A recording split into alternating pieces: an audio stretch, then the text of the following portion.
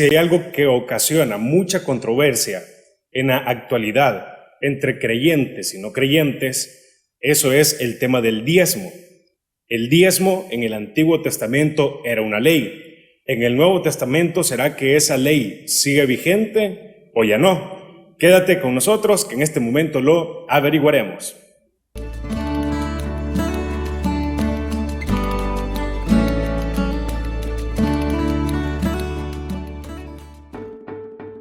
Como punto número 1, el diezmo nació antes que la ley fuera establecida.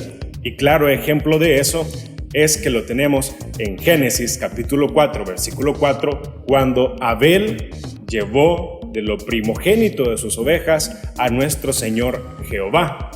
Y otro versículo también que nos puede quedar en claro o en mente es el libro de Hebreos capítulo número 7, en donde habla de que Abraham entregó los diezmos a Melquisedec. Abraham fue antes de la ley, Abel también fue antes de la ley, por lo tanto podemos decir que el diezmo o la ofrenda no es netamente o no comienza a partir de que se inicia la ley de Moisés. Punto número 2, hay que recordar también que el diezmo en el Antiguo Testamento no solo era dinero, sino que también eran bienes. Cuando hablamos de bienes nos estamos refiriendo a cualquier cosecha que ellos cultivaban, cualquier ganado que ellos criaban, cualquier vino que ellos tuvieran, cualquier aceite, cualquier tipo de granos también podía ser llevado o utilizado como diezmo. Y no necesariamente era dinero.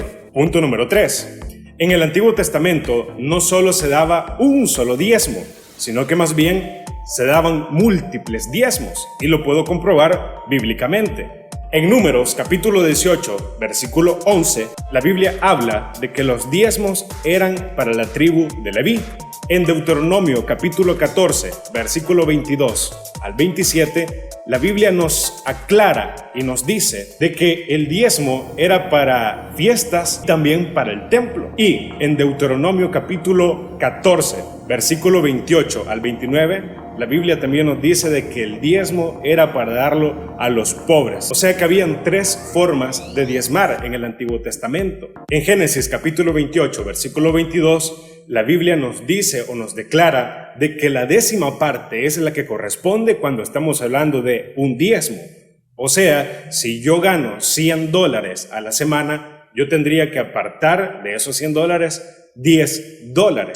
Si yo gano $1,000, yo tengo que apartar el 10% que corresponde a $100. Y esto lo podemos ver mucho más específico en la versión TLA, traducción del lenguaje actual. Ahora, en la época de gracia, en la época actual en la que estamos, en el Nuevo Testamento, el diezmo no es una ley como tal. El diezmo no es una obligación de parte del creyente, pero la Biblia no dice en ningún momento de que es pecado dar el diezmo. Mientras más nosotros demos, es posible que muchas más bendiciones nosotros tengamos de parte de Dios. La Biblia nos habla en 1 Corintios, capítulo 16, versículo 2, de que cada uno ponga aparte algo según haya prosperado. Entonces, en la época de la gracia, en el nuevo pacto, Pablo nos está diciendo en la carta a los Corintios de que sí tenemos y debemos de dar. Es cierto de que ya no está la ley del diezmo, ya no es obligación el diezmo, pero sí nos está mandando a que tenemos que aportar. Segunda de Corintios, capítulo 9, versículo 5, nos enseña de que el dar tiene que nacer de forma generosa y no más bien uno tiene que dar porque se le imponga. Y en Segunda de Corintios, capítulo 9, versículo 7, nos dice: cada uno dé como propuso en su corazón, no por tristeza ni por necesidad, porque Dios ama al dador alegre. En base a esto, podemos decir de que dar no está mal en ningún momento. El diezmo es cierto de que ya no es una ley, pero darlo tampoco es malo en este tiempo. Nosotros damos conforme esté en nuestro corazón.